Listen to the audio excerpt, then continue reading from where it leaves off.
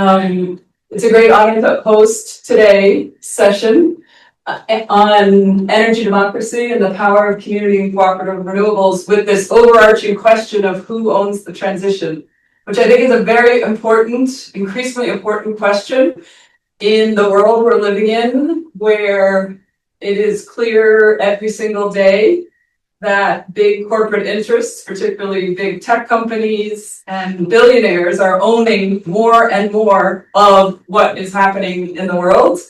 And obviously with the fossil fuel industry being perpetuated by AI and big tech, we are at a point where, the energy transition that many of us have been working on for decades is really questionable whether or not it's even happening.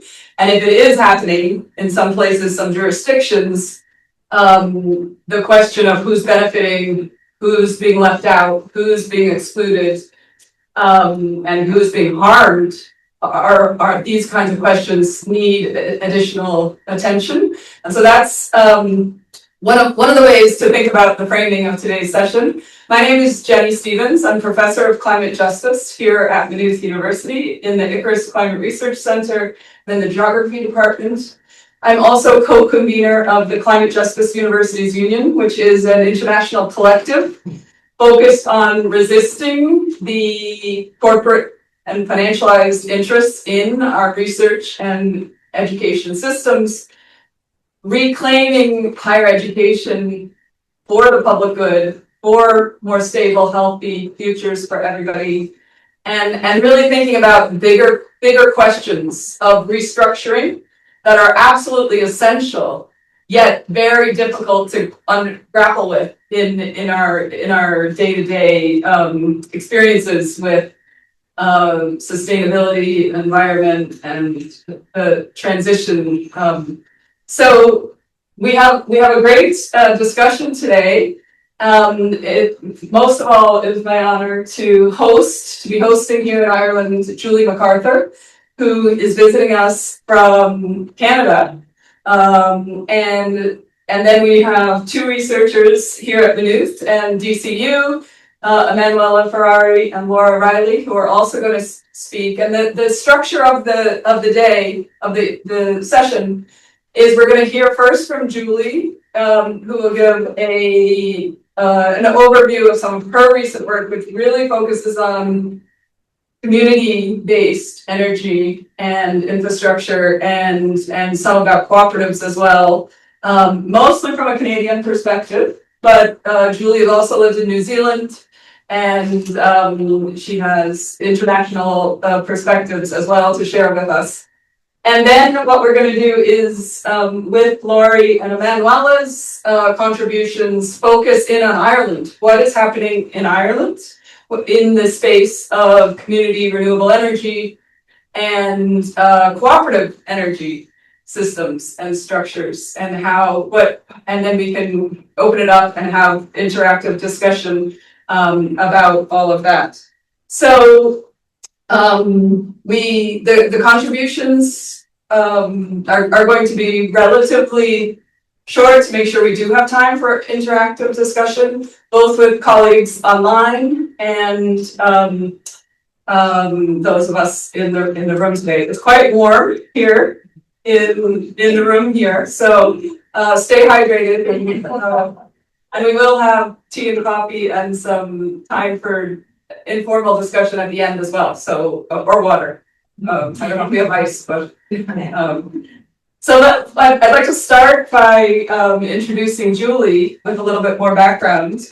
Professor Julie MacArthur is the Canada Research Chair in Reimagining Capitalism at Royal Roads University, which is in very western Canada, Victoria.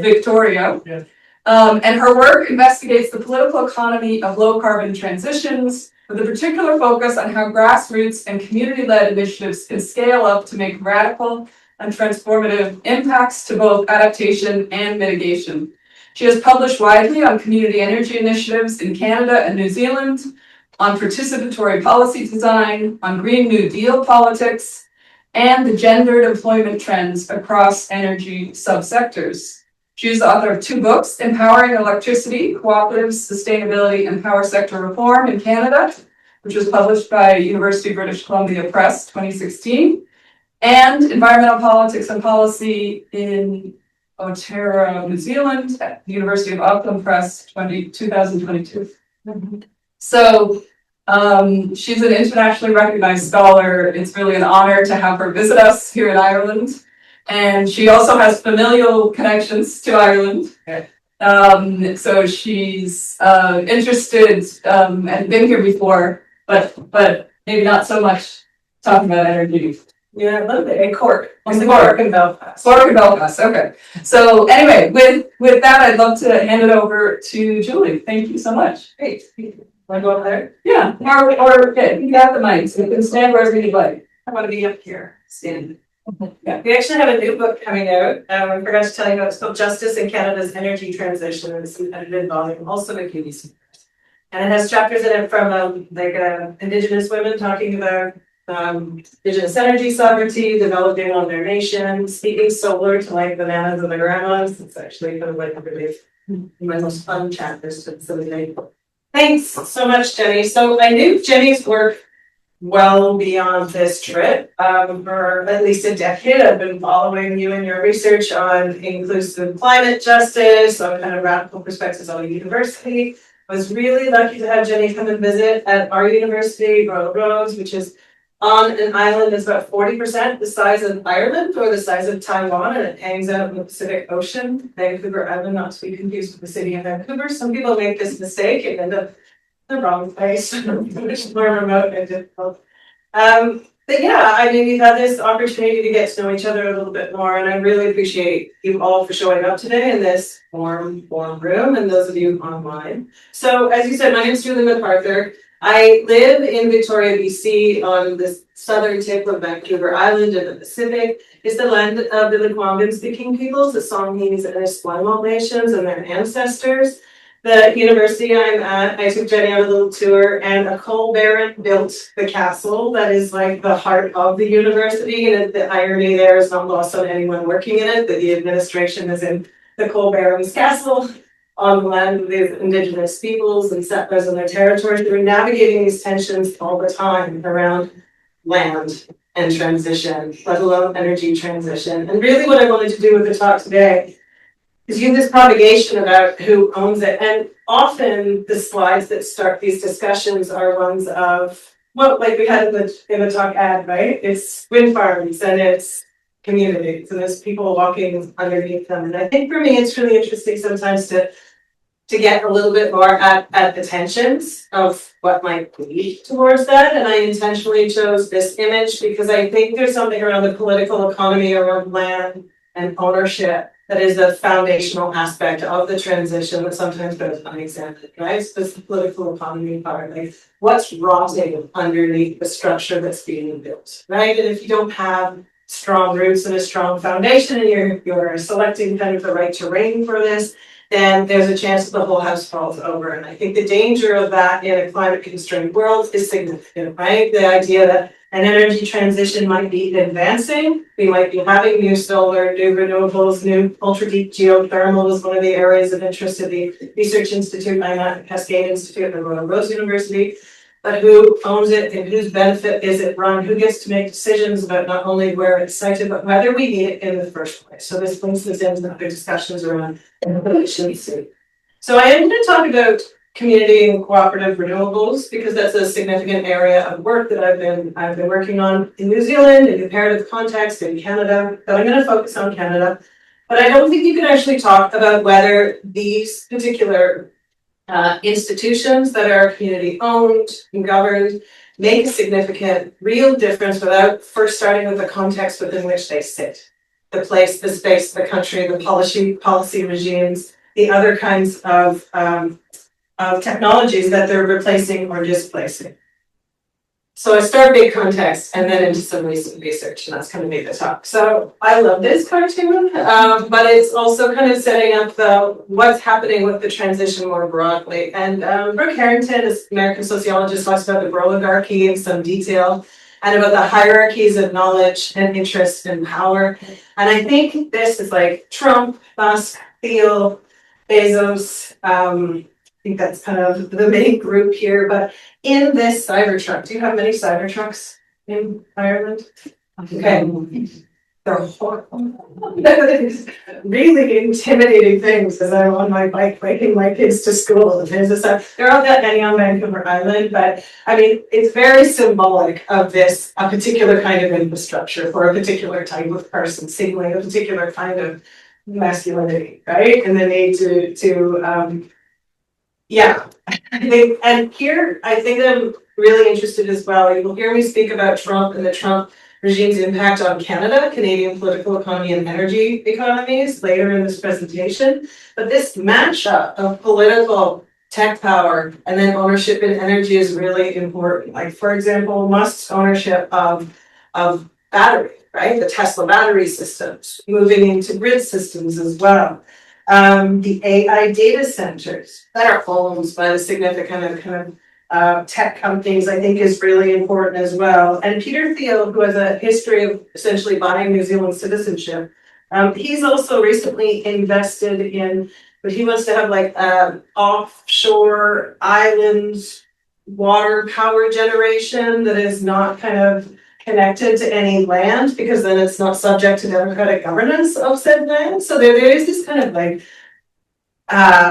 attitude encapsulated in this image around complete anti-democratic, hyper-concentrated technology for extraction and not for community purpose, for democratic kind of community control and benefit. And I think that's important. And for Harrington, who I referred to earlier, her perspective is that the idea here is that there's a superiority, not only of people with immense wealth and concentration of power in them, but superiority and concentration of that wealth and power because of a connection to maleness and masculinity, right? This is like a conjuncture of kind of billionaire-led kind of takeover of the energy system and the transition in particular, right? And I think here, there's a couple things that come up with images like this, right? So the first figure, 2.3 trillion, is what was invested globally in the transition in 2025, which is a record. We keep seeing these. And then the need to get to net zero by 2020.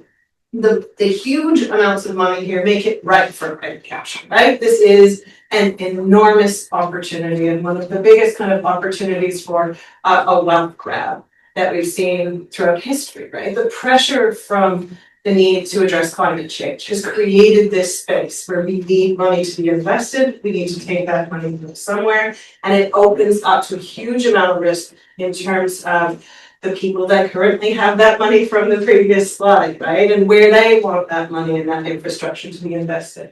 I think a cautionary tale though around the numbers is, of course, those numbers are based on modeling that is often used. I mean, you have usually three scenarios, but business as usual. We don't necessarily need all of that technology if you start talking about what people actually need for their lives, right? We don't always need everything to be built up. I think the data center argument Jenny and I have been chatting about earlier today is a really important one. What do we need to fulfill people's basic human needs? Their connections with their family, their ability to get to their jobs and see people and engage. It's not necessarily the huge investment and build up for all the kinds of new technologies that we need. So I think that's important that yes, there's an investment gap. The volume of financing and funding makes it a very appealing place for really powerful actors to try to own and take over as much of this as possible. The Climate and Community Institute and Transnational Institute had a really good report a couple of years ago called Who Owns Power in the Energy Transition, very similar to the topic of our talk today. And in 24, they're talking about the push for privatization, specifically in the place for new renewables and rollout of the transition. Privatization of transport in the form of electric vehicles instead of electric buses, for example, right? Privatization of new generation infrastructure linked to data centers. But they went through a number of different countries, not just the three I have on the slide, where, for example, Uruguay moved from having a lot of private renewables a decade ago in private firms with and using the transition to now extract rents from huge like 81% is in the report that they talk about in their capacity. South Africa as well. With the justification of the huge capital investment, a lot of countries and a lot of private actors are leveraging the need for that investment to open up new policy space for private accumulation, essentially. We're seeing that through public-private partnerships. We're seeing it, the last example down here was around Nebraska, and here the IRA, the kind of act that really rolled out support for new renewables, had incentives for example, private investment in that renewables that pushed some of that generation from what used to be public hands into private. And so the literature on energy democracy, which has existed for good 15, 20 years now, talks about the importance of pushing back against privatization of public assets, rolling out new kind of more inclusive, democratic forms of energy provision and production, and making sure that this new infrastructures are climate resilient and actually are lower emissions if possible. So there's this kind of multi-pronged approach of protecting what you have, creating new organizations and institutions, and also making sure that you're switching from fossil fuel to renewable infrastructure. But the pressure, structural pressure right now is absolutely immense, right? And I don't think I can overstate that, and certainly we're seeing that in Canada. So I'm going to switch to the Canadian context right now. A lot has happened from our perspective since Donald Trump was reelected most recently. So this doesn't always make international news, but for example, there have been numerous and continued threats from the American president to make Canada a 51st state, usually with reference to the resources. That Canada has significant oil and gas resources, significant freshwater resources, et cetera, Some people, there's been a bit of conflict with our southern academic neighbors in Canada, actually, because some in the United States, especially on the political center, political left, have said, wouldn't it be great to have the relatively centrist or somewhat left-leaning Canadian voter bloc melded into the United States? That would shift politics, and for many of us north of the border, that felt horrible, right, to be done in such an instrumental way. But for a lot of Canadians, these risks were perceived as real. There's a lot of kind of historical quotes in Canada about being like a mouse beside an elephant, and every time the elephant rolls over in bed, we feel it and get kicked out, right? So Canada, even though the geographic landmass is significant, the population is much. Like the whole population of Canada fits inside of California, for example, right? We have one of the longest, kind of strongest trade relationships in the world, with this huge border that is relatively undefended. So for a lot of Canadians, this created huge anxiety, and it actually upended an election that we were coming into. So the Liberal Party in Canada was trailing 26% in the polls, and then Donald Trump threatened to annex Canada. And then the Liberal Party won the election. So there was a massive switch over there. And a lot of this is grounded in who owns our resources and who should control the resources, right? And this has led to a series of policy changes at a national level in Canada. Don't worry, I'm getting to community and cooperative. This is the kind of national context we're sitting in, right? Where a lot of the pressure has been, and there is mention I know globally, there's a lot more awareness of the tariff regime that President Trump brought in, right? The huge kind of increases in the tariff rates. In the Canadian context, that happened as well. And again, because of the tightly interlocked kind of resource sharing and international trade relationship, those tariffs bit significantly because this is by far Canada's largest trading partner. So there's integrated auto sector, there's integrated energy sector things, there's integrated kind of industrial links all across. So this has been really significant, changing the national discussion around politics, but also around kind of enabling a reinvigoration of a nation-building mega project narrative in Canada. So this is completely the opposite of community owned and control. This is completely the opposite of let's do deep consultation. This is absolutely, we need sovereignty at a national level. We need markets for our exports that are not north-south. We need our exports to go to China. We need to become part of the European Union and Eurovision. Actually, apparently Canada's invited to China. My children are thrilled. But yes, so there's a lot happening at that national level and conflict between the two leaders of the country. You see in the image there, Mark Carney, who those in the UK might know as the former head of Bank of England, I believe it was, he became our prime minister, those who don't follow Canadian politics. And he brought with him this very kind of big bank, big finance take on the energy transition. Right? So his interest in the energy transition, again, is not in this space of community cooperative renewables.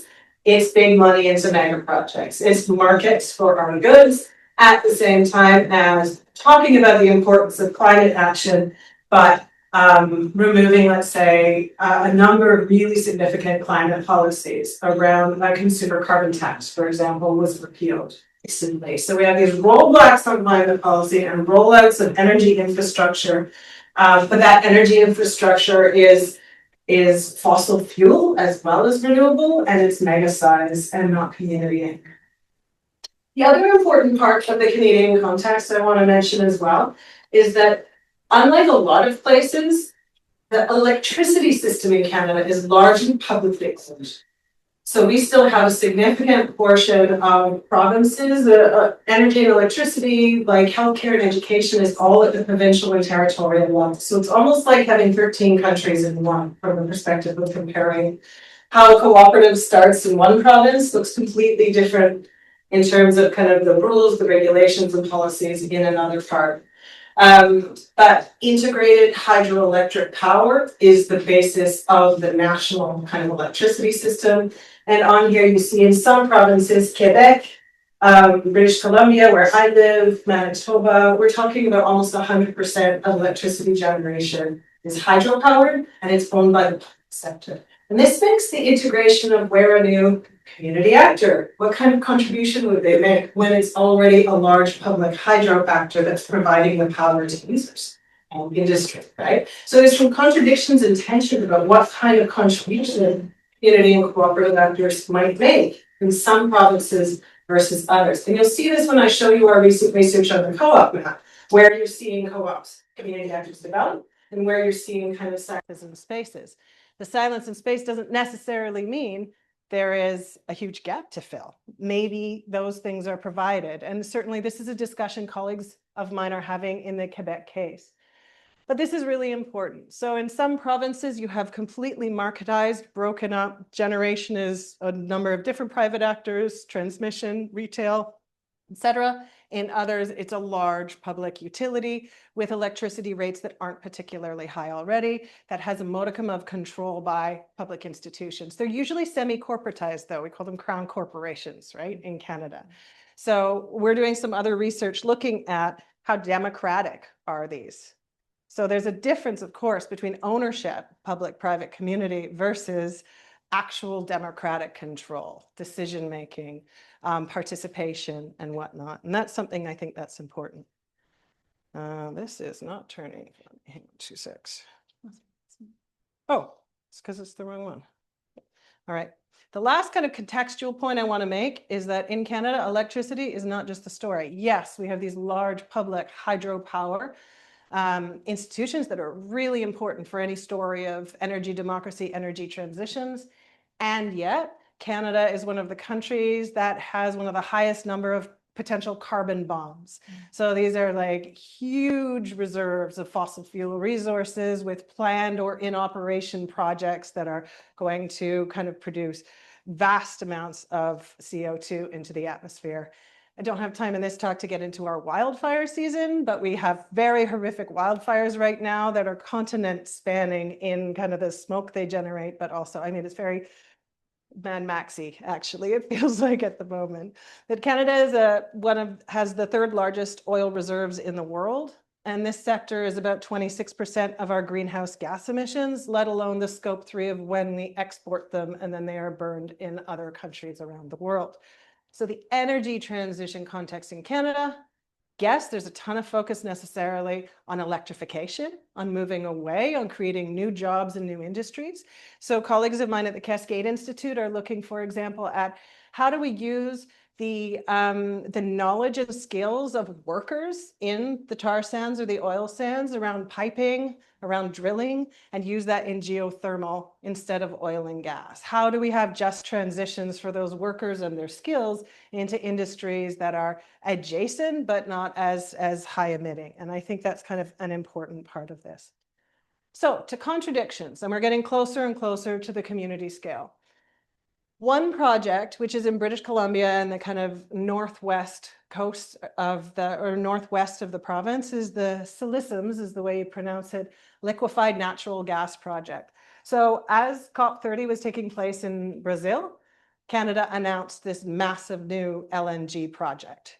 It is badged as Indigenous owned, and in the Canadian context, in Canada, we've signed on to, at the national level, the United Nations Declaration on the Rights of Indigenous People, which is really important context. Where I'm from in Western Canada, the land was never ceded. So often when we're at talks, I'm on the unceded lands of the so-and-so nation. That's really significant. In other parts of Canada settled earlier, there were treaties. So people there would say, I'm from Treaty 4 nation or Treaty 4 area or whatnot.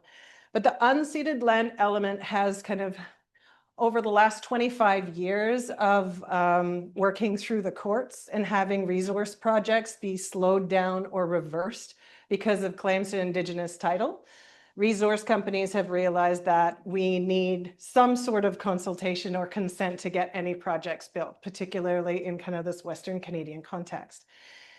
British Columbia, if you see the geography of Canada, is the gateway to the Pacific. So the oil-rich areas of Alberta inland need to get through this other province across often Indigenous lands to get their products to market. This particular project, though, it was marketed as a Nisga'a Nation partnership. So the Nisga'a Nation is one of the only kind of modern nations that signed a modern treaty. So before those earlier ones.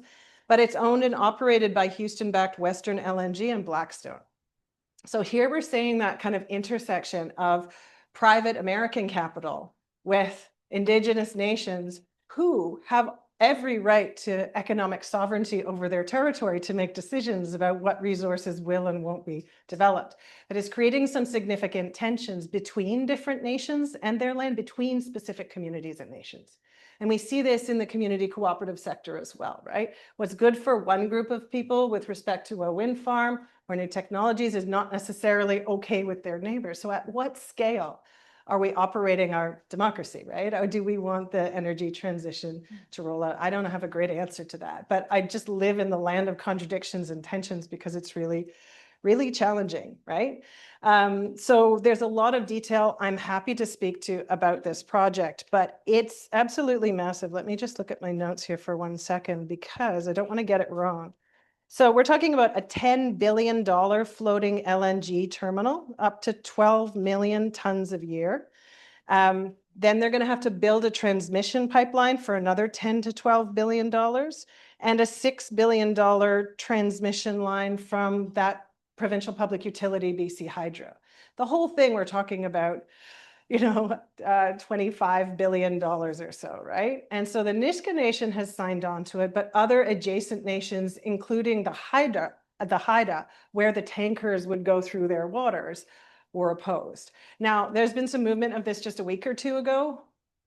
I don't even know what day it is right now, but yeah, a couple of weeks ago, where I think the project has now signed a benefit agreement with some of those adjacent nations that had opposed. But the important point here is the kind of disjuncture and different interests between the actual land of one part of the infrastructure and then kind of the whole supply line and the people along the rest of it that may or may not have any actual of tensions around how this is working out in Canada. And I think similar to Ireland, I've been reading Irish kind of news articles and stories and the work of colleagues in Ireland around this. The issues in Canada around climate are really butting up against cost of living challenges. Like this is front and center for most average people are like, how am I going to pay for childcare or getting to work or transport?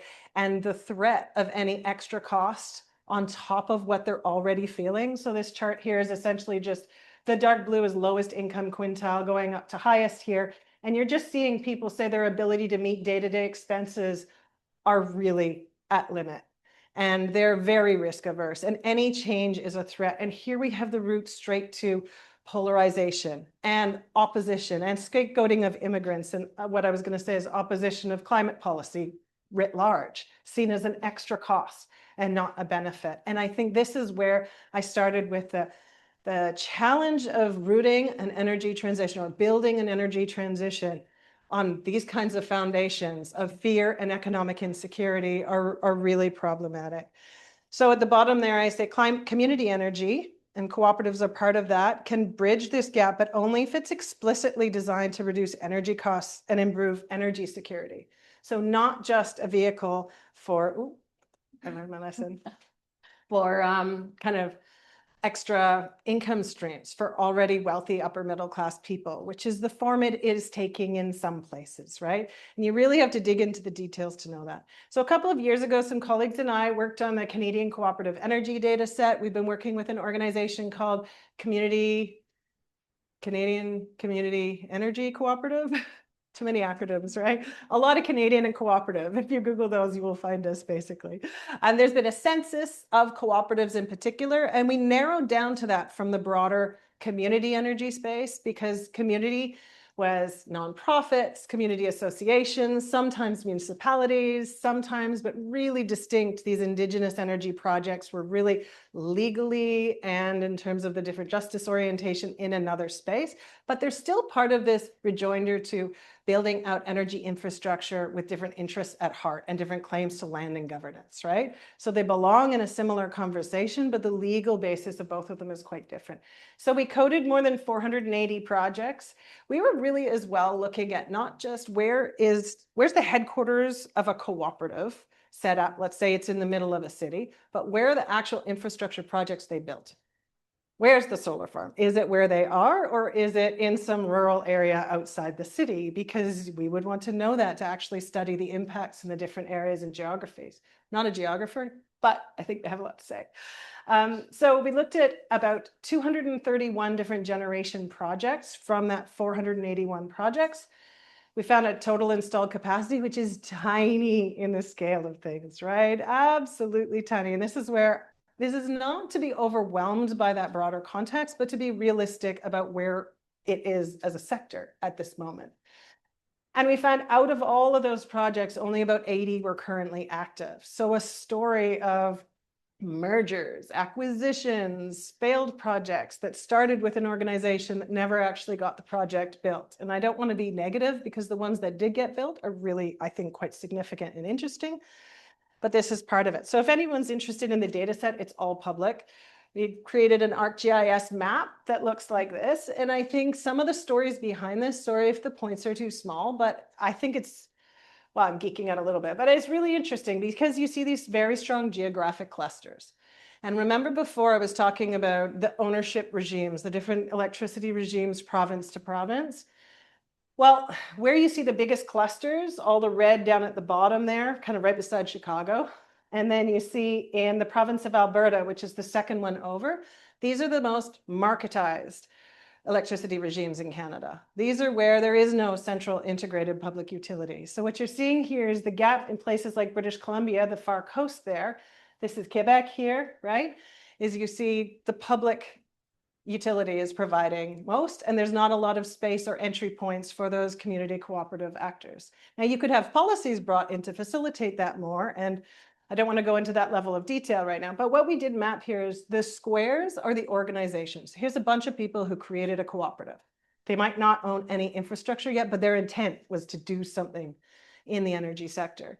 And then we started coding them based on if they built a project, what was the source? How many are solar? So the red dots you're seeing are solar, essentially. And you see a huge cluster because one cooperative in the province of Ontario owns 50 solar projects, right? So our N there is shifting. So this is my bid to anyone who's looking at this to really kind of work through some of those details. And it gets so much more complicated than there are 80 active cooperatives, right? One of them might own lots of projects. And then what role is it playing? Is it an aggregator? Is there a lot of kind of democratic connection between those places where the projects are and the decision making?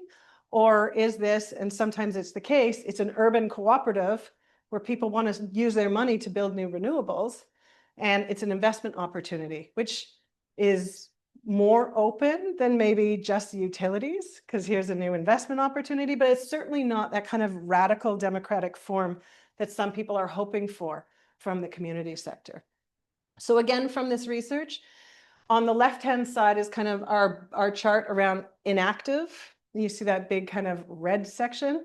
Now, we were going back historically through data sets. Like when I first started looking at this, I went back to the 1940s to try to explain, because in the province of Alberta, a lot of the rural distribution infrastructure is actually owned by cooperatives. So they borrowed lessons from the United States, where there's an extensive network of distribution cooperatives that essentially farmers built themselves. The images here are lovely, right? Like people putting up the pipe or the distribution towers, like the wood, and stringing it themselves, and then making decisions around what they're going to do with their surplus, not their profit, their surplus, around kitchen tables.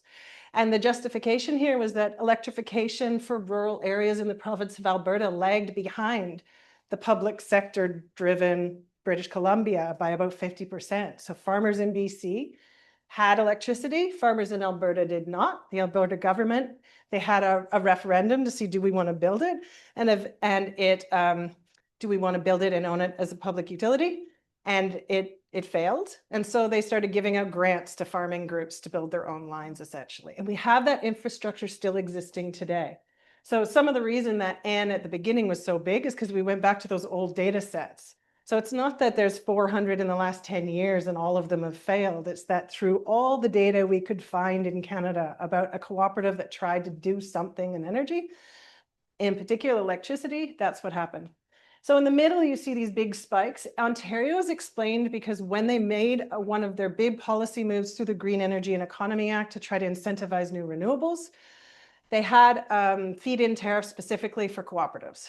They said, we'll give you an extra $0.015 kilowatt hour if you were at least 50% owned and constituted legally as a cooperative. It incentivized and moved into the sector. My colleague, Daria Tarhan, though, he talks about kind of cooperatives of convenience. So this created an economic incentive to call yourself a cooperative. And so a number of people went out and they went down to the local coffee shop and formed a cooperative, but it was really one person getting people to sign on so then they could get the extra fit, right? So there's this disjuncture again between a legal form and the actual participatory governance that we might want in this sector. And then on the right-hand side, it just really illustrates that there might be, in terms of the number of projects is the left bar, and on the right is the capacity. So you see by far this huge number of solar projects in Canada, but a lot less of the capacity. So a couple of large wind projects are really a lot of the capacity. So these two things are not the same, right? So when we try to analyze how transformative these are, or what are the broader trends, what kind of contribution they're making, I have Middlegrundon up there, not because it's in Canada, because I'm well aware that it is not, it's in Copenhagen, but it is kind of one of these cases of a cooperative energy project. At the time, that wind farm outside Copenhagen was the largest offshore wind farm in the world, and it's owned by a utility and the cooperative. It was recently kind of extended. So it had a first 20-year period, and now it's got another 25 years. So this is not small, it's not marginal. It's democratically, locally owned.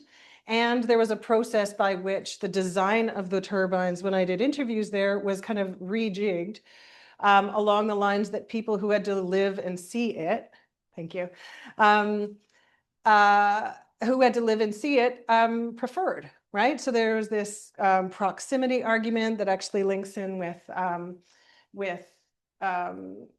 kind of the anti-NIMBY arguments about the importance of local ownership that I think is important. So some of the other projects behind the dots there have to do with, in Alberta, because of that existing infrastructure around rural grids and rural distribution companies, some of them have professionalized, and now they're rolling out rural smart metering in a way that the private distribution companies weren't particularly interested in. And this is something we're seeing over and over again. When the existing community infrastructure is there is an attunement to the needs of people who are working in that area, and a prioritization of technologies, and also a leveraging of some of the relational power of a community-based organization, right? So there's a lot of skepticism around polarization and skepticism of the large utilities coming in and tracking you and what you do. That doesn't hit quite the same way if it's the local company that you're used to and you know people working there, right? So it kind of shifts some of those kind of risk perceptions. I'm not going to go through all of these, but I do want to say, and this is with respect to Daria and others' work, that we did find examples of places that were, or organizations and projects that were called cooperative that weren't. They really were like a person starting something to actually get a subsidy for cooperatives rather than any sort of like grassroots democratic initiatives, and even people in other local cooperatives saying, what is that organization? I've never heard of it before, right? But it turns up in the role of co-op. So there's kind of gaming of the system is a risk in this sector, as is some of these large wind projects we saw. They were essentially private sector owned, partnered with a co-op to do a lot of the work on the ground to actually build some social license for it, right? So minority stakes in a broader private sector owned project. And I think that's one of the risks that I think I want to highlight. The other project I want to highlight as well is some colleagues of mine, Basma Majerbi at the University of Victoria. We were working on this community energy finance navigator. The finance navigator, I think, is interesting because we only looked at 50 projects and they self-selected themselves into a survey. So this is not representative of the country in the same way that our last data set was at all. But essentially the question is, where are you getting your money from? And this was not just cooperatives. This includes some private sector, but local companies, some public municipal companies, some Indigenous projects, and some cooperative projects. And what was really striking there is the wide range of sources of money that the kind of community cooperative ones need to try to get at, because they don't have access to the same funds that the municipality or the big public companies did. And I think that finance question makes them open to a lot of risk. And this is why you see so much failure and reversal too, right? So a couple policy changes or fully funded, like if there's a grant opportunity that runs out of money, it hits this sector particularly hard. So the IEA Global Energy Outlook a couple of years ago said inclusive, people-centered approaches are essential to allow communities to manage the costs. So there's some acknowledgement that we need this, but we find so little attention in these reports and other places to things like what kind of community project? How is it run? What does it look like? Like the whole devil's in the detail things is really, really challenging. So in my work, on the end there is Arnstein's ladder of participation, but I still think, even though it's from like the late 60s, it's very useful to add as a lens on top of a lot of these projects, right? We're seeing some of the kind of community energy projects and cooperatives without explicit justice orientations being very dominated by upper middle class professionals who are using them as investment opportunities rather than something that is radically bringing down and addressing things like energy costs. So bringing down the cost of things. I think in some cases there's some performative participation, though that's not always the case. So some of the projects I've been studying are really integrated with local schools, doing school tours. The Middle Grundon project has Family Day, where people get out on the Zodiacs and the families can go and look at the turbines and learn about the technology. And I think it's a lot more kind of socially integrated, and that potential is there. But I guess my underlying point is the structure itself of community ownership doesn't lead to that potential being realized without really kind of careful design and attention to it.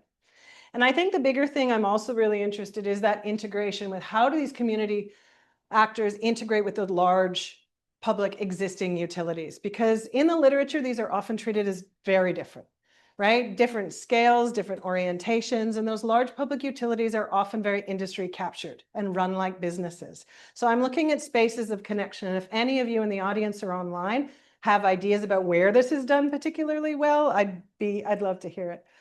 I'm just going to brief by this slide, but essentially there's some really good work done in the Canadian census and in Germany about the gender distribution of leadership in these cooperatives in Germany, but also we're seeing it in Canada too. So the form does not lead automatically to inclusivity.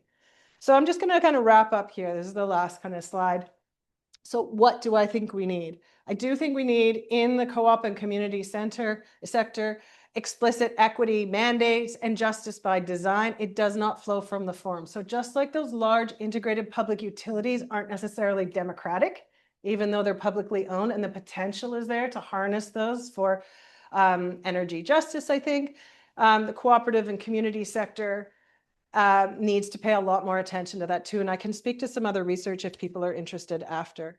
I think meaningful ownership is not just consultation. So we're seeing this in the Siliciums project with the neighboring nations, but also with a lot of community energy projects, right? That benefits agreements don't really do it by themselves. This is not actually control of siting. A lot of the time, this kind of happens after the fact. There's kind of like a slapped on, oh, wait, we need permission for this. So let's roll out some nice marketing. In academia, it's often social scientists are brought in onto an engineering project afterwards to kind of market the project to other people. And I think this rolls out in this sector as well in similar ways.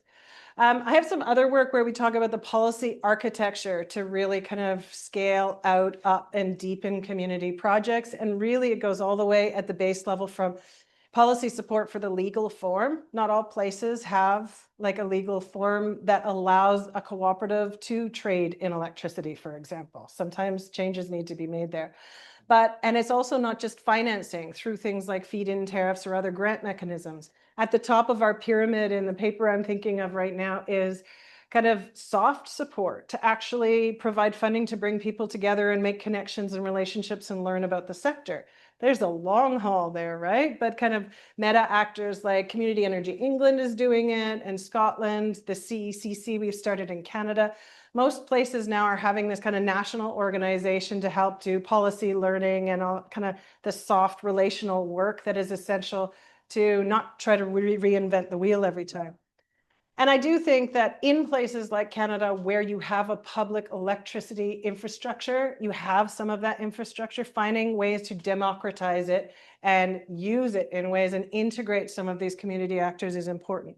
Because I think in a lot of the places I've worked, there's growing skepticism about the role of the government in rolling out pretty much anything, right? This kind of democratic decline linked with polarization.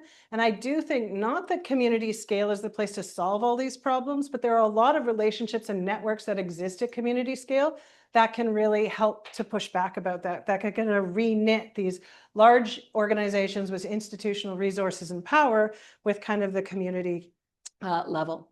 So on the end, the community that owns the energy project governs it differently than the one that merely consents. I think that's true, even with all the complexity I outlined. I think there's huge potential at the community scale to have cooperatives, for example, that are one member, one vote, where you have control and economic power. But I don't think we can cooperate our way out of a structural problem. Community energy is necessary, but not sufficient, and we need democratic ownership at scale.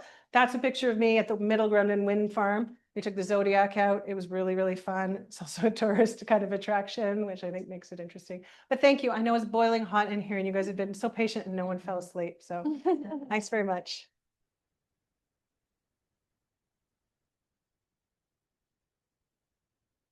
Great. Well, thank you so much, Julie. And many of the lessons, I think, that you have found in your research resonate here in Ireland as well, not surprisingly. And we have some members of the audience representing energy cooperatives here in Ireland. Amazing. And we also are going to now shift gears and talk a little bit about Ireland and the context here and what's happening. So first, we're going to have the way we set this up is we just asked Laurie and Emanuela each to do a much shorter presentation, only 5 or 10 minutes, to just give a flavor of some of the contexts, also for you, Julie, to hear and learn about what's going on here and the rest of the audience. And then we will open it up for conversation. So Laurie, I will introduce Laurie Riley, is a research assistant at the School of Law and Government at Dublin City University, with this project that she's going to talk about, funded by the SEAI, which is the Sustainable Energy Authority of Ireland. investigating impacts of on sustainable energy communities. And Laurie has a bachelor's degree from UCD in politics, right? Yeah. And has been a research assistant on other projects as well, looking at the Irish energy sector and diversity in the energy sector. So Laurie, thanks for giving us an overview. Yeah. Okay, great. Hi, hello everyone. As Jenny mentioned, I'm going to go through the Achieve project here. It's a year-long project, and it's going to finish up in August. And it's about accelerating community energy, harnessing insights, and engaging for viable and just energy transitions. I'd also like to mention, so Jenny is one of our co-PIs, also with Dr. Louise Fitzgerald in DCU, and Dr. Jean McNetty is our postdoctoral researcher. She's here in the audience. And yeah, that's our team. With the project itself, we did a systematic literature review of the international literature on community energy. We looked at 231 papers. Then we surveyed 80 people from sustainable energy communities in Ireland, 35 interviews, and we did 5 workshops with community members as well. So it's all culminating into this research now. But before I go into the findings of the research, I just want to set the context a little bit of the energy system in Ireland. And really, it's characterized by our fossil fuel import dependence. So we have 80% dependence on imported fossil fuels to meet our national energy demand. That makes us the 4th most import dependent economy in the EU. So I think it's Malta, Luxembourg, and Cyprus, and then us. So, and it's much higher than the average anyway of EU, which is 57%. And within that fossil fuel energy mix, we have about 60% of oil, which is all 100% imported, and then about 40 or 38% gas, 2% coal, and 1% peat. So with this dependence, you see how precarious it is and how our fossil fuel reliance actually leaves the country so exposed to geopolitical instability, volatile global markets, and everything that we're particularly feeling in the last couple of months. And then it leads us on as well to the energy transition for whom. And this is actually can speak to a bit of what Julie was talking about in terms of the tech mashup with fossil fuels and energy. So the need to transition has never been more urgent, and yet Ireland's energy demand and reliance on fossil fuels is actually increasing. And this is really being directly led by the expansion of data centres. So as many of you will know in the room, Ireland's been given the title, the nice title of the data centre capital of the world. Depending on when you look at it, it's a good or a very bad thing, with over 120 data centres in the country already, and government policies just for more expansion on that. A recent UN report had said that the data processing accounts for 21% of Irish electricity use right now. To compare that, the US, that's 4%, and China, that's 1%. And we are going to increase that use to 30% in the coming years. Now, excuse me, just go down here. So with that, we are looking at the empirical evidence just is very clear that any environmental gains that we're getting from our renewable energy deployment and energy efficiency is just being offset by this rising demand. So the net decarbonisation impact is very limited. And also just the characterisation of the renewable energy transition in Ireland, that it's basically large-scale commercial and developer-led, and this is primarily being concentrated within rural areas. So that's led to a lot of opposition within local communities who have felt, legitimate concerns about fairness, the benefits that they possibly won't get from it, a lot of corporate control, and what the impacts are going to be for them and their environment. So also the term sacrifice zones, that's been used in the context here for rural communities as well. So that's where, both in the global south and global north, we're underserviced, and communities are overburdened in the name of green policies. Interesting enough as well, with sacrifice zones, the data centres in Ireland are also being concentrated in urban areas that are low income and high density. So it's creating another type of sacrifice zone in the other sense.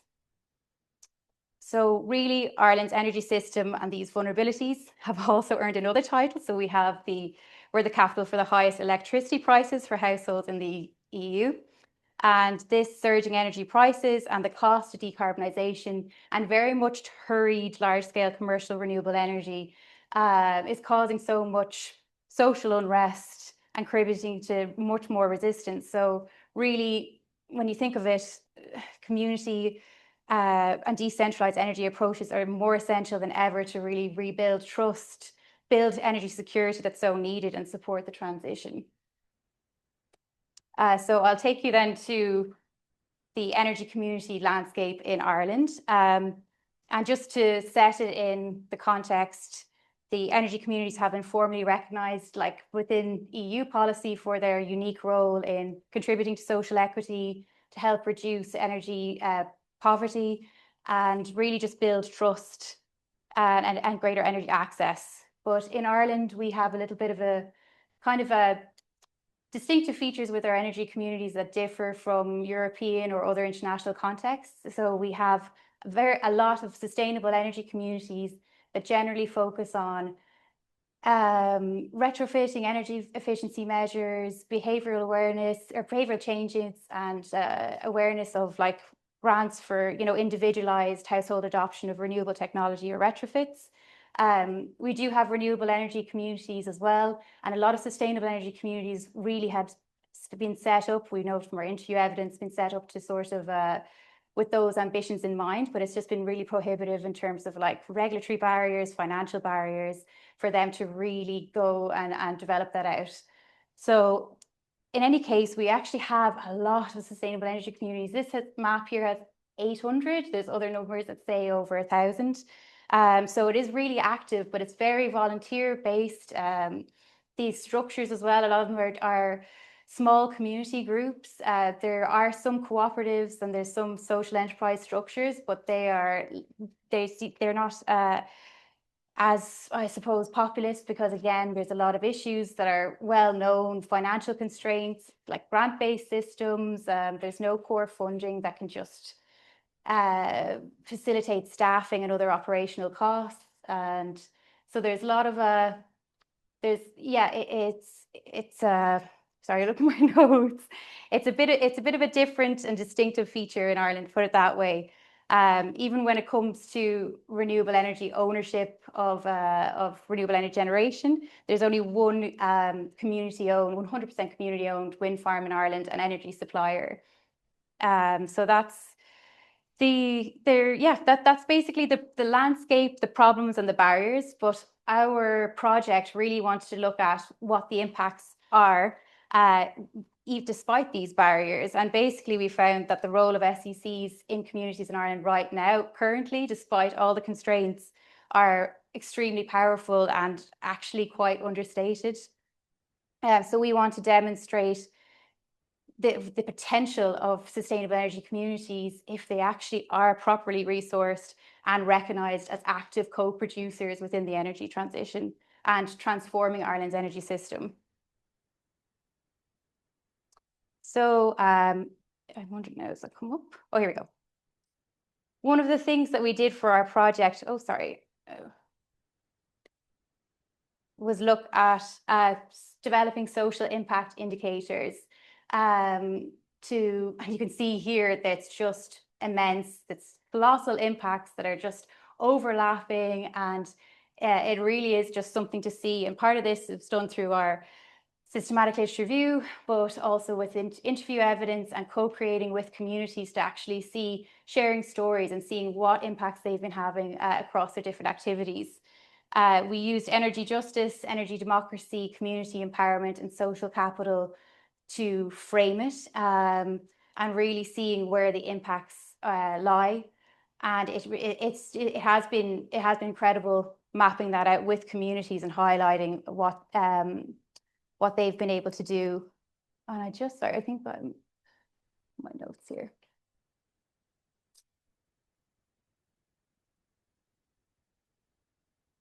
So to give an example of, even of energy justice, and you're pointing at energy poverty reduction activities, we've had successful SECs that have really targeted vulnerable groups and even utilising what they can in terms of grants that are available in Ireland. So for instance, the Warmer Home Scheme, which is available for low income households, that will give full and free retrofits.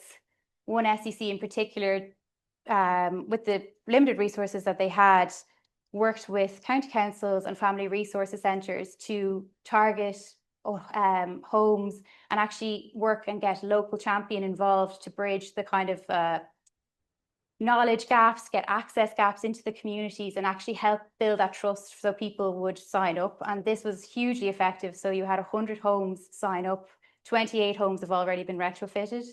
And it's being replicated across sustainable energy communities in different contexts. And actually that trust and getting that local champion was just such an important key piece in building that all together and using what was there in the Irish system to actually really tackle those that needed it the most. We've also had things in terms of workarounds when it comes to financing and bringing down costs to improve energy affordability and access. So we've had cases with SECs where they've really gotten for really clever procurement policies, working and shaping with local contractors instead to build and reduce costs, but also had a big trust building factor where people trusted their local contractors. They also got much better reduced rates. They had competitive tendering processes, and all these had really substantial cost reductions, in one case being 2/3 cost reduction than typical one-stop shops that exist in Ireland. Really, it's there's so much more that we could go into, but it's just giving you an idea here of how we've had all these specific examples that have really contributed in big ways. And I just like to highlight, so social networking as innovation, the trust building and social acceptance is really high in Ireland. It's key for community acceptance, particularly in areas where there's a lot of resistance and distrust of the large scale commercial development that's going on, or even just when it comes to communicating about misinformation on some technologies, where it comes to heat pumps or grants and like how much things will actually cost. So this has been this is where the trust really comes in. I was talking about there some high level examples, but really one of the things that we found was most impactful is that people sitting down with someone, having a cup of tea, being able to actually have that conversation one-on-one has been just the big enabler that gets people to trust, and then that has a multiplier effect where other people talk to their neighbours and you just have that go on. We've also had with other SECs that they've just been able to harness their own local networks, whether that's working with the county councils, whether that's working with universities or NGOs, and then they've been amplifying these effects of their local networks that are just wide-ranging, building capacity and knowledge diffusion. No, sorry. So we have here our, this is a report that we have done, which is more policy focused, looking at advancing just and inclusive energy transitions through sustainable energy communities. I won't have time to go into the policy recommendations in any detail now, but we can go on a little bit later. But one is reforming funding models, so where that's core funding, multi-annual funding, block funding, prioritising community ownership and embedding energy democracy actually within the process. So that's addressing both structural barriers to community renewable energy and adopting a broader shift to energy democracy. So it's making sure that communities are not only participants, but active co-producers and decision makers within the energy system. Targeted outreach to engage marginalized groups with enabling trusting relationships and inclusion, and shifting the paradigm towards communities and energy justice. So this is recognizing that, you know, technical solutions, infrastructural expansion can't be done without focusing on the distributional impacts, spatial injustice, and also the proper governance that needs to be embedded within like an energy justice outlook. So just to flag here as well, we have upcoming outputs. So our social impact indicators toolkit is just being developed at the moment. We'll taking the map that we had earlier and actually applying that with all the examples that we've been given in a theory of change model. And that will be something that communities themselves would be able to use and replicate and actually put it specifically within their own context. We're developing a community guide as well, so that these success stories and workarounds and innovations that people have been doing in Ireland currently while we're waiting for these regulatory and policy changes, that they actually can use that and continue to do the good work that is already happening. And then we have our upcoming academic publications. So we've got some hard copies of our report here, and I can also send some PDF versions to anyone who's interested. And I think I'll just leave here with our email addresses as well for people if they want to get in touch with us for further details on the project and our research as well. So that's it. So thanks very much.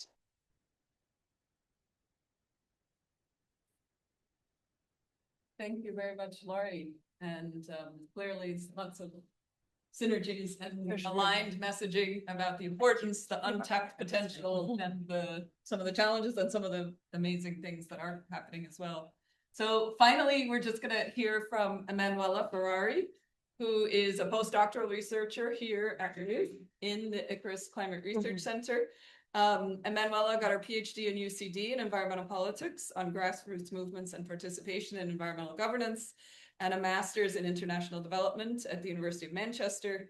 And she is part of our Justice First project, which is an international comparative project funded actually by the Canadian government, New Frontiers Research Fund, that looks at energy transitions in various parts of the world and very community engaged approach. So and Emanuela is going to build on something that Julie mentioned, which is about this participation and the question of consultation and engagement and community benefits and what is meaningful community engagement in our processes. So thank you, Emanuela. Okay, thank you, Jenny. Yeah, so this will be a paper, hopefully soon, that Jenny, Laurie, and myself have been developing.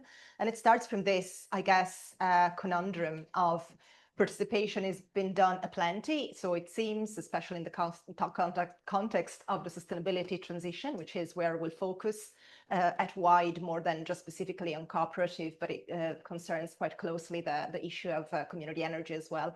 So there's a lot of participation. There's been for decades and decades recognition that policies needs to be shaped by people, not just in their electoral role of choosing representatives, but just with direct input. Yet there isn't a kind of alignment between this process and actual results or actual changes in the way things are actually, as we've seen. And I'm really glad that everybody laid the ground for this. It's not much is changing, and if anything, it's going worse. So where's the problem? Where's the issue? That was our idea for this project. So obviously, again, like these slides are a bit derivative, like not coming at the end of, but I guess it kind of signals overlaps as well with our work, which is good.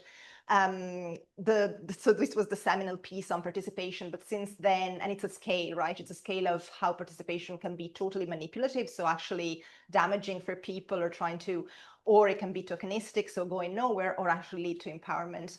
But what we wanted to extend, building up on the tons of literature that has followed critical on this, is in three main points. So first of all, kind of put in change, the context has changed. So environmental governance and especially climate and sustainability governance has gone from the, I guess, interface of citizens and the state as the main interlocutors to the corporate capture and the increasing domineering role of business actors and corporations. So now we have this kind of, the LNG example was great because you have the marginalized group, but you also have big corporations, and probably the state would have had some role. So that's a typical example of a multi-stakeholder platform where decisions are made, but there's obviously very distinct power dynamics at play.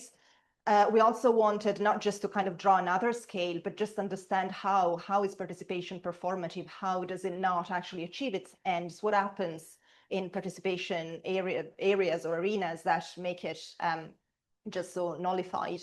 And then we also focused on the case of Ireland, because I guess as academics, as practitioners, we've noticed that there's a lot, and the Irish state actually is kind of held as a trailblazer in democracy. You've all heard probably of citizen assemblies, and they're quite progressive and very democratic. But then it's a very neoliberal state, and there's obviously growing mistrust in authorities for obvious reasons, and everybody complain about participation not being effective. So this is the context. So we've kind of the concept of performative participation, it has been named by Julie, so it obviously exists, but we wanted to extend it a bit more. So it's not just, well, first of all, it is a bit of a farce, hence the picture, because there's already like a lot of the times citizens, they just perform this role, and they just express values and interests that are aligned with institutional expectations or whoever is initiating the participation exercise. There's been a change over time from bottom-up participation, so kind of claiming power by grassroots groups and by people, to invited spaces where institutions actually start the participation on their terms. So it can be a bit of a kind of role-playing exercise, and that's why it doesn't affect power. But also, and especially important in the context of neoliberal governance of the sustainability transition, is the fact that it's basically acquitting institutions or powerful actors or corporations from their responsibility. So it kind of gives them almost a stamp of having done their job, having consulted people, and it legitimizes decisions that might be contentious or unpopular. So these are the characteristics, is 6, and I'll go quickly through them, citing an example from Ireland that we thought was significant in the context of the energy transition. So inclusion and exclusions is the issue, which is, I guess, participation 101 of who is invited at the table. And in a performative neoliberal context, it's usually citizens. They're not called citizens anymore. They're called stakeholders. And this is important in 3 main ways. First of all, because it signals a transition from citizens being entitled to rights and having duties and with respect to the state, to just a general person with a stake, which is usually economic. And it also conceals power relationships. So if we're all stakeholders, it doesn't really matter who we are. We all, there's an assumption that power doesn't exist. And also it has post-colonial assumptions, because it has been used in developmental contexts to kind of justify land expropriation and similar extractive practices. It also, like in these multi-stakeholder platforms, usually there is a priority of governmental officials, private sectors, and large NGOs, which are usually government funded or even privately funded, and they're hardly representative, especially of the most marginalized groups, which are the ones who should really, whose voice should really be taken on board in terms of shaping a just transition, not just achieving ecological outcomes. And then even those people who are picked from civil society, usually there is an emphasis on this leadership, like they call them community brokers. So it's almost like an intermediary between the institutions initiating the participation and the rest of the community, almost to convince them, because of their skills of entrepreneurship and being aligned to, I guess, institutional expected outcomes from participation.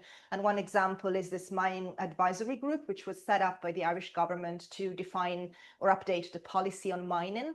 And this is because mining, obviously, rare earth minerals are very important, both for the digital and sustainability transition, renewables, but because of geopolitical issues and other factors, issues of procurement, European countries are bringing mining within domestic boundaries. So this is very disruptive in the case of Ireland. So the government has set up this platform, and there are, I'd say, 5 of all the other, like it's usually a mix of authorities and industry, and then there's 5 civil society representatives who are all picked from big institutionalized NGOs that are government funded.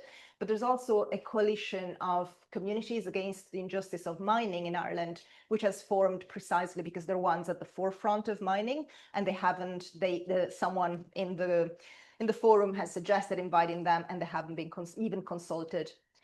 Procedural and technocratic emphasis, we've seen that governance is very top-down, very led by this technocratic or technological and corporate-led solutions, but also in terms of procedures, because of this disregard of power, there is a replacement of managerial procedures, almost checkbox exercises to replace or to make up for the lack of real attention to power. It's also based on this information deficit model of just kind of filling in information or valid expert information to people in a one-way almost transaction, thinking that this will bring to acceptance of quite contentious solutions. And also everything is framed as these techno-scientific arguments, which take the precedence over social science, justice, more normative arguments, and especially it takes the precedence over the voices of communities, which are not kind of local and placed, grounded type of knowledge, which is really dismissed because it's not expert, but it has its own validity, and it really can be a creative force to help shape better solutions. An example that is very close to Jenny's heart, and she's doing a lot of work at the moment, is the example of Research Ireland, the funding body for academias.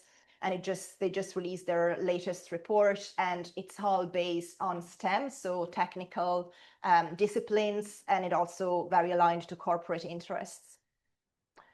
Instrumental goals. So on the one hand, gaining this social acceptance and legitimacy and support for solutions that are imposed on which people don't have a say. So it's almost going to a supermarket and having all these products, but not having something that, I don't know, you might find at the farmer's market, right? So it's a kind of, it seems like you have a lot of choice, but they're all within a neoliberal solutions framework. And also change in behavior, which it's quite shallow versus, for example, a more intrinsic motivation to actually bring about change. And also on the other hand, the data extraction piece, which is really, especially with the prominent role of the technical industry for climate solution and energy transition, it's a way to add value in a sort of marketing exercise to solutions just to make them more appealing, more relevant, but again, with a kind of manipulative flair. And an example, again, I don't want to kind of criticize any of this participation exercise because they're trying, it's just that they're particularly good to highlight the specific characteristics. And one of them is a NGO and University College Cork co-creation exercise of communities. As Laurie said, there's a lot of deprived communities where data centers are sited because they're less likely to protest.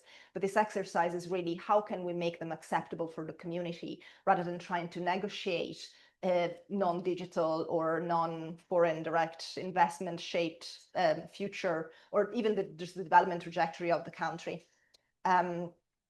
And then the fourth one is, again, kind of reconnecting to this idea of performative as a sort of farce, casting the participants in a certain role.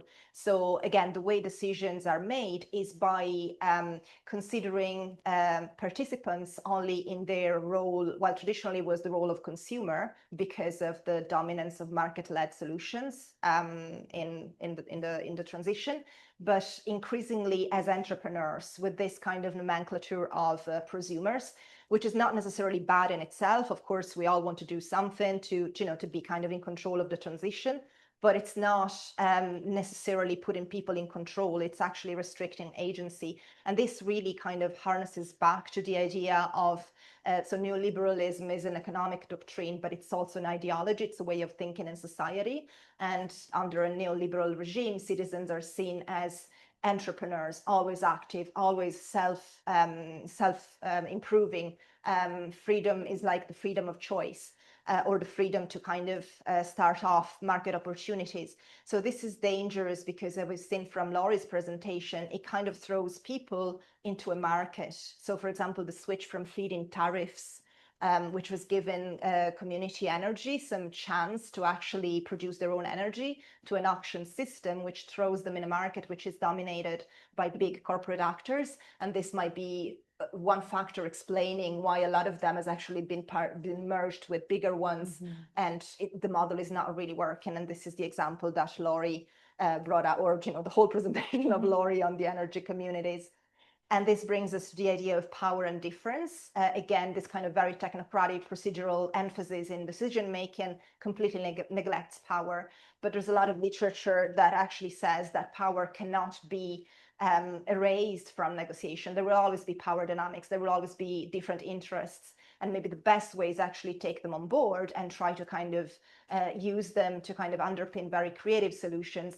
But a lot of participation exercises are trying to do the opposite, are trying to repress conflict, are trying to repress power and just achieve this kind of forced consensus. And usually they do that through the use of expertise or, you know, some versions of science or some versions of expertise to kind of validate certain solutions. And this completely undermines the power of people, which is, and it's not only kind of forcing stuff on people through money or violence, it's also shaping the way they think. And this is a very important power, a very important way in which power works in decision making. It's really kind of setting up again values and preferences.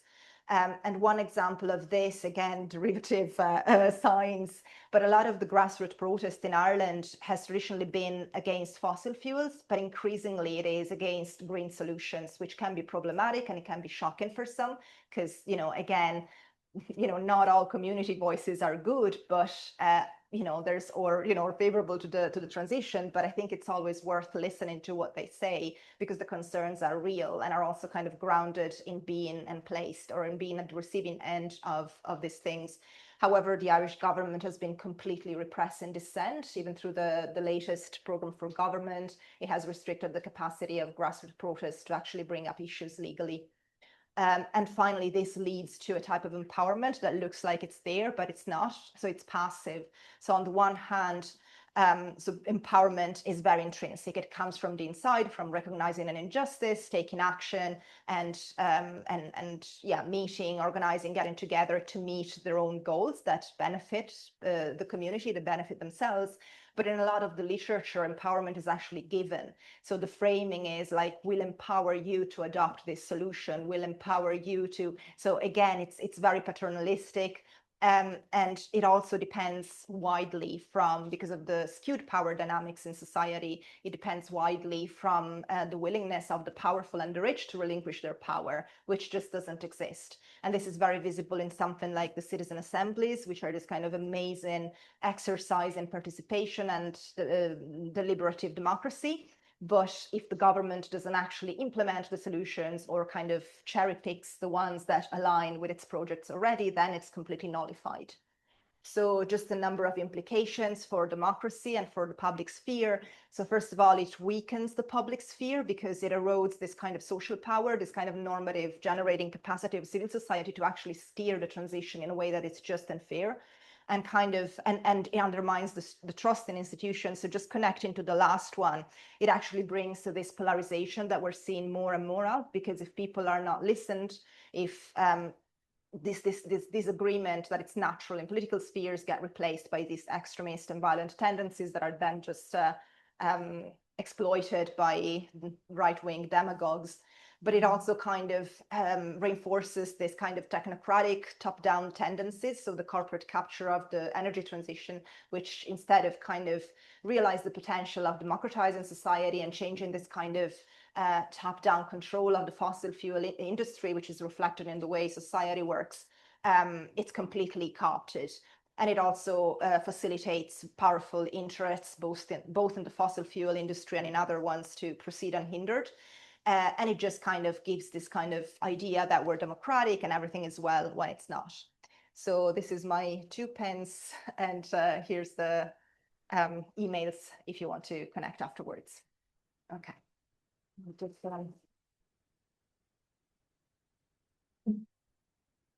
Great. Well, thank you to all three of you Yes, for quite a range of different themes, but clearly interconnected. And I want to give you a chance to chat, respond to each other, but I also want to, since we went longer than we had planned, I think it's important to open up and hear from some of the audience first. I think I will use this to hear. Yeah, so I'll come around. Why don't people introduce themselves, say something, and let's get a few contributions first, and then we'll come back and you can all decide what to respond to. That sound good? Yeah. Do you want to go first? Okay. We'll take a few. Okay. My name's Rebecca and I'm a PhD student in geography. I study food sovereignty. And I was wondering, I have a question for Julie and for Emanuela. For Julie, I was wondering, have you looked at, because in food sovereignty, there's this focus on like the small scale family farmer. And there's always the question of like, how do you scale up? How do you scale up? Should we scale up? Blah, blah, blah. But at the end of your presentation, I liked that you focused on like this as part of the solution. I'm wondering, to what extent have you seen any successful like re-democratization of public energy in terms of these large hydropower projects? And then for Manuela, I was, I guess, struck by maybe the similarities or differences with the anti-wind protests and maybe things like the anti-IPAS Center protests. And I'm wondering, like, I don't think many of us in this room would ever say things like Kulak says no are acceptable, while recognizing that the feelings behind them are. I'm just wondering, is there any sort of comparison that can be made here? And obviously it's a different situation, but like, to what extent eventually does a line have to be drawn in the sand in terms of things that can be reactionary or perceived as reactionary, if that makes sense? Is it okay if we answer now? Just because I think I might lose the question if I wait too long. Okay. Because Yes. my brain is boiling a bit. Yes. Go ahead. I don't think it's But, the Canadian. and be, yeah, I'll let's be short. just try to, everyone try to be short in Yeah. both comments on this side and responses so that we get more discussion, interaction. Yeah. No. And yet, not in large hydro. In fact, in British Columbia, they just developed Site C, which flooded all sorts of agricultural land and was hugely protested by the people around it. And we need more electricity, so screw you, like, right? I mean, very contested and took ages to build. Now, in New Zealand, however, there are some examples around Maori co-ownership of geothermal. Like some of the largest, again, geothermal plants in the world are like half owned by Maori tribes, which then goes into scholarships for Maori students to study engineering and whatnot at university, and greenhouse development from the like heat off from that, and then money back into those communities. So there are examples of large energy infrastructure doing a lot of those kind of the really integrated with those communities through an energy trust model, not cooperative model. And then the funding goes into all these other development projects, which is really different than just, you know, these kind of one-off payments to a community to go do something, right? This is an ongoing income stream. So not hydro, geothermal New Zealand, but hopefully that helps a bit. Did you want to? Will I get back as well, just because Yeah. it's the same question? Yeah, so it's a very good question. I guess it's the, you know, the big question of our times, isn't it? Like, you know, which one is legitimate protest, which one is, you know, is kind of reactionary, and who's manipulating it.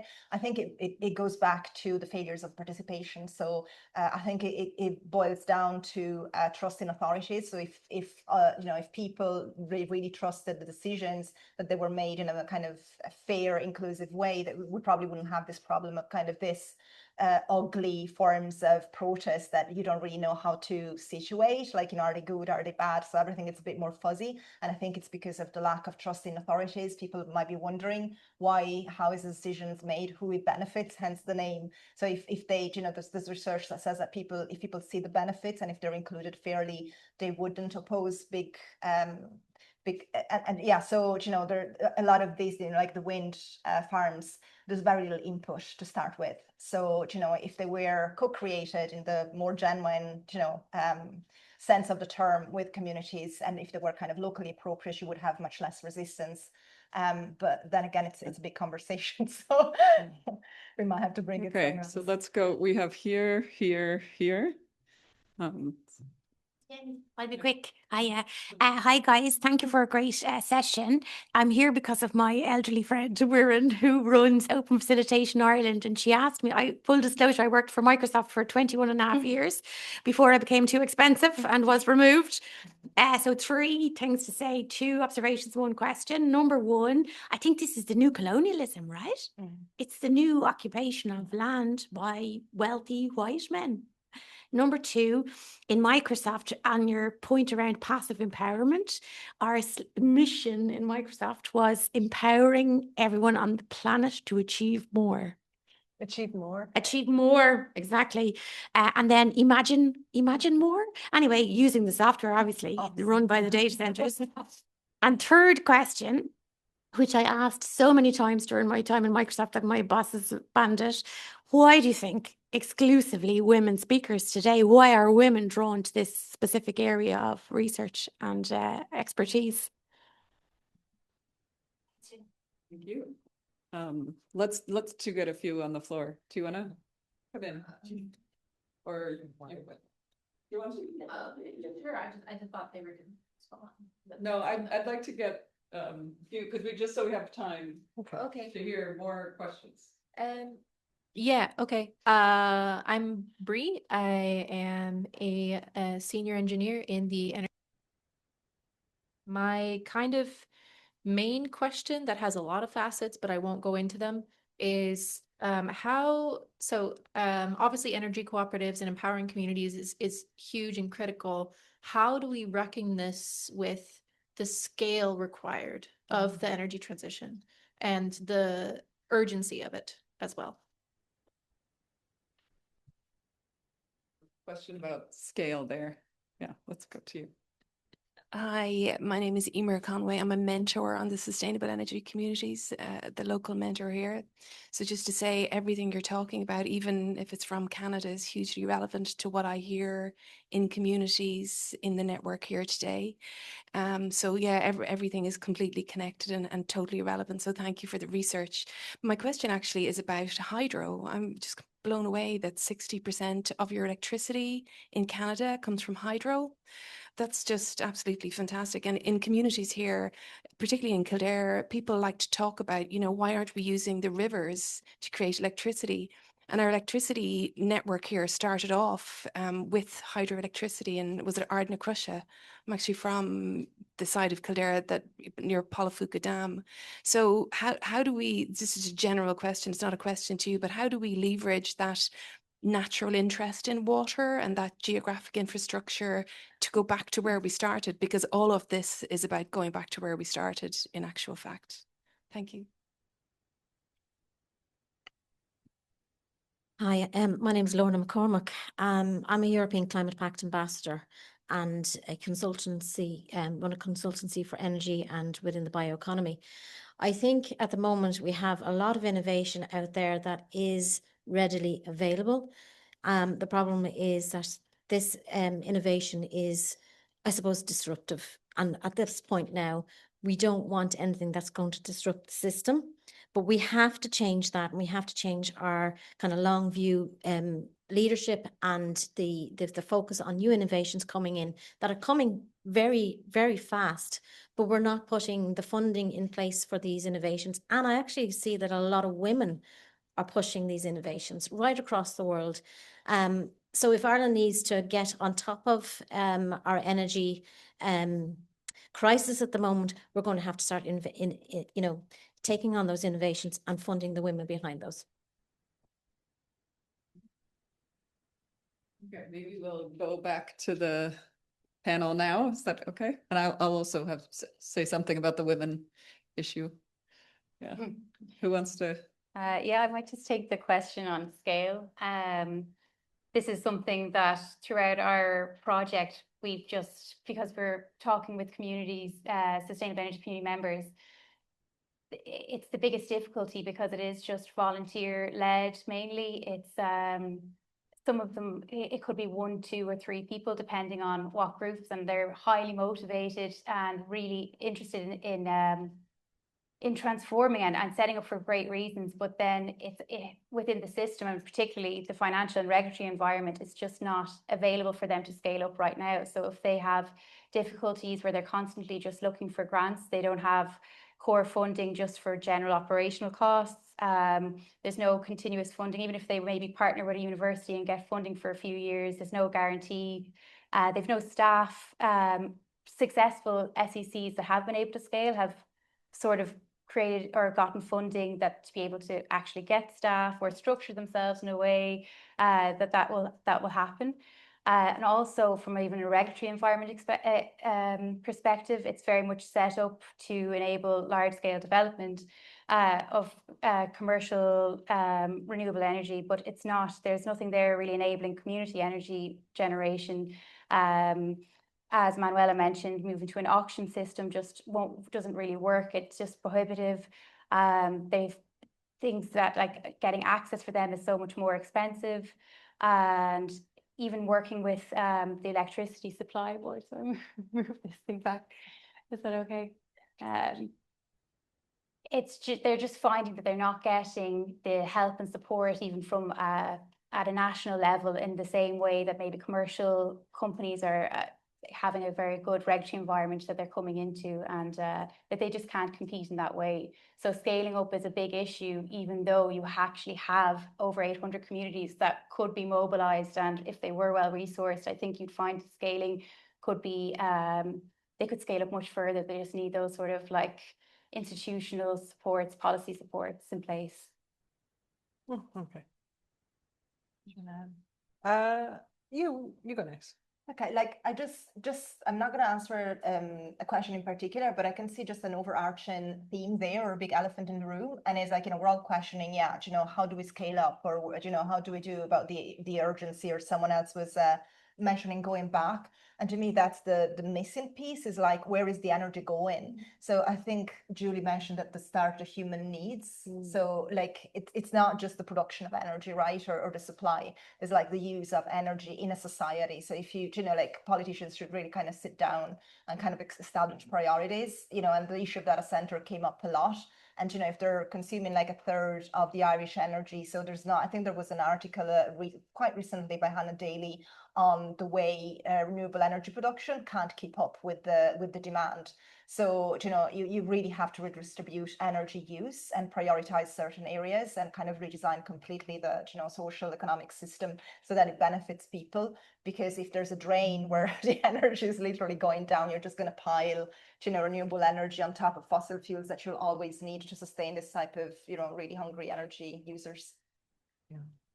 Yeah, I think the questions were great. I think like the book ending with why women and how do we fund more women, I think was really, really interesting. I want to answer them all, but in a slightly different way. So I started my training looking at security studies, and I was really interested in the concept of human security in particular, which at the time I was studying this was a Canadian thing. And this question came up too, why are there so many women in human security, right? As opposed to other kinds of security studies. And we kind of figured that connection to human needs and development was a very kind of feminized thing. And I think as the energy transition becomes an electricity transition and links into heating and cooling, like hundreds of people died in a heat dome in Vancouver a couple of years ago because heat hit 50 degrees, right? We're seeing this all the time. And so I think we're seeing a bit of a feminization of interest in energy as it gets anchored and connected in more explicitly to other things. Like, I don't want to overly generalize, but that's my 2 cents on that.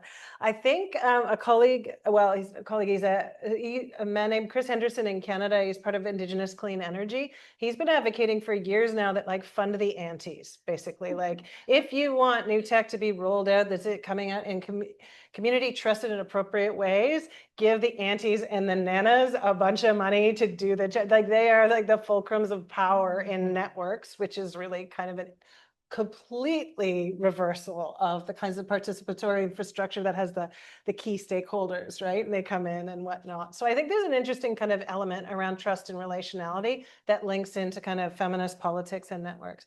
I think the scaling thing is interesting because honestly, the longer I've studied community cooperative, the more I see that we have to talk about integrated public infrastructure. I kind of ended with this because there are huge limits. There's a lot community cooperative can do around the relationality, around the kind of lived experiences, those needs at the local level, be it around temperature or links into local industry and needs. That's really important at community scale.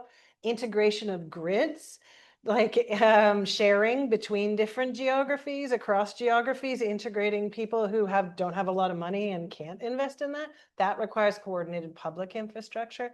The last thing I want to say is in water. And another reason I think the community cooperative kind of angle, it really anchors you in very distinct epistemologies, cultures, worldviews.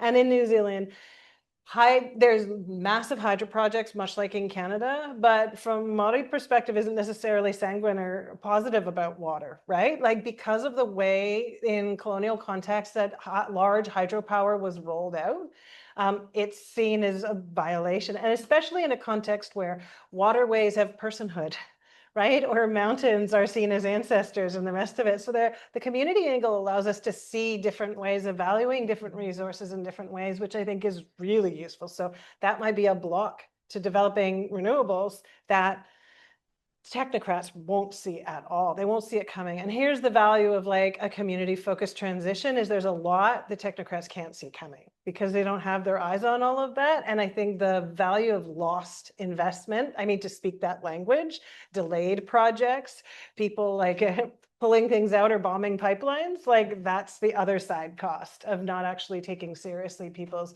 interests and values. But some of the indigenous run-of-river projects are specifically doing it on streams where they aren't going to affect the fish stocks that are cultural harvesting and all the rest of it, right? There's ways to do this technology in locally appropriate ways.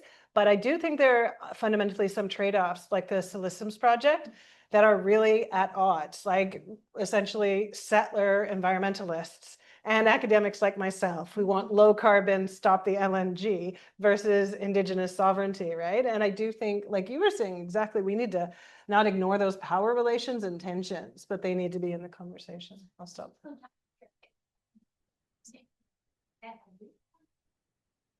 It's a mix. So actually the president of Nishka Council, she's a woman, right? And she's the face of the Siliciums project, right? So yeah. Sorry, without the microphone, people online can't hear you. So let's just, we'll chat. Yeah. I wanted to just come in and say something about the gender dimension. Excellent question. And, you know, I've been studying energy and climate for over 30 years, and much of the research has been very male dominated. And as you showed in your opening slide of the oligarchy, there's a framing of dominant narrative about energy domination, which is use fossil fuels, build as many data centers as you can, to hell with everything, drill baby drill, right? And that has just become so mainstreamed and just accepted. And yet there's so many people who see that that is a power dynamic issue, and this is where energy democracy, and we never actually explicitly defined energy democracy, but it's kind of a concept. It's also a movement of kind of thinking about by shifting from fossil fuels to renewables, we can simultaneously redistribute the electricity power, the electrical power, but also the political and economic power back to communities and to more different people. And so I think from a feminist perspective, and when I talk about feminist lens on energy, it's really just a perspective that acknowledges these power differentials, right? It's not about men or women. It's really acknowledging that there is a gendered perspective of domination in a patriarchal perspective or systems that we're in, that gets systematically gives advantage to some and also prioritize certain people's ideas and priorities, and disadvantages others, right? And obviously women are part of that in some respects. I also just want to mention today in the Irish Examiner, I have an article with a title, "Do Women Have an AI Problem?" Yeah. Because women are leading the resistance and are more aware, seem to be, just about anecdotally on my own, more skeptical. And part of the reason is because women are, and other people who are marginalized or have been oppressed or disadvantaged systemically and structurally, see the risks more clearly, right? Because they're experiencing them. So, I mean, obviously with Grok and the sexual violence and images, you know, for women, that's more scary. For LGBTQ plus people, it's more scary because people are already have their risk perception angles up, right? And are worried about these things anyway. And then there's this new technology that is making things even more opportunities for people to be hurt, right? And that's what's happened. Whereas we see the developers and the people who are pushing AI and chatbots and use of AI widespread for everyone are not thinking of those things, right? As you said, it's kind of like the same with the technocrats with, they're just thinking about the money and the power and the pressure that they're getting. I mean, people can checkbox and kind of performatively say, oh yeah, we want to have guardrails and reduce those risks and these risks and those risks. But if you look at AI in particular and understand the algorithms and the large language models and what's happening, it is really a tool of domination, right? Because when you ask AI anything, if you ask a chatbot anything, it decides what information you get. So it controls what information you get. And the Trump administration has signed an executive order banning woke AI. So that means that all of the chatbots that we use are already biased against anything that mentions gender, equity, justice, yet we're all being encouraged to use it and thinking that somehow this is like helping us out, right? But it's really controlling the kind of information that we're getting, and it's a scary time there. I know that gets a little off, but as you said, like everything is connected here. When we think about the data centers, the AI scaling up so quickly, which really seems to be an industry strategy of doing things so quickly that we don't even have time to think about community impacts, right? Or some of these other things. So do you have any, let's check, I'll check and see if there are any questions. Any questions from people virtually online? And then do you have any questions for each other? Or Julie, maybe, since coming to Ireland, you know, what did you learn? And why is water private all the time?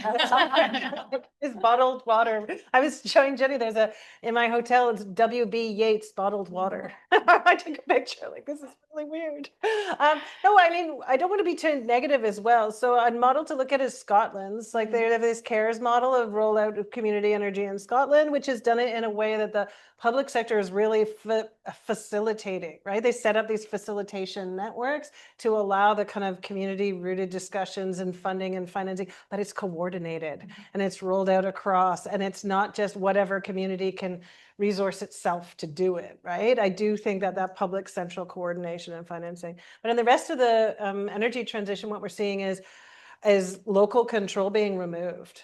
Right? There's less planning authority. In a lot of kind of the policies I've seen, it's essentially like, we're going to roll this out. And if this town opposes, too bad, so sad, you know, you're kind of sacrificed to the god of the transition. So there are sacrifice zones being created, right? All over the place with this stuff. So yeah, any online questions? There weren't any online questions. So what I'm actually going to suggest is we end here, unless anyone has any final points to make, and then go into a cooler room, because those of us who are here are quite hot. But thank you all, excellent, and thank you, and Julie, thank you for visiting us and sharing, and Laurie and Emanuela, thank you for your contributions and sharing the kind of some of the Irish landscape and research here. And yeah, thanks for coming, and get in touch and keep in touch. And the final thing I'll just say is one of the performative participation examples was the Research Ireland consultation about their new strategy and their plan to move kind of dismantle the postdoc and PhD programs of the government of Ireland. And there is a campaign going on right now. So if any of you have not and are interested in signing an open letter, we'll be delivering that to the minister on Wednesday. It's an open letter about concern about Research Ireland's strategy. So that is another specific action that we can do to collectively to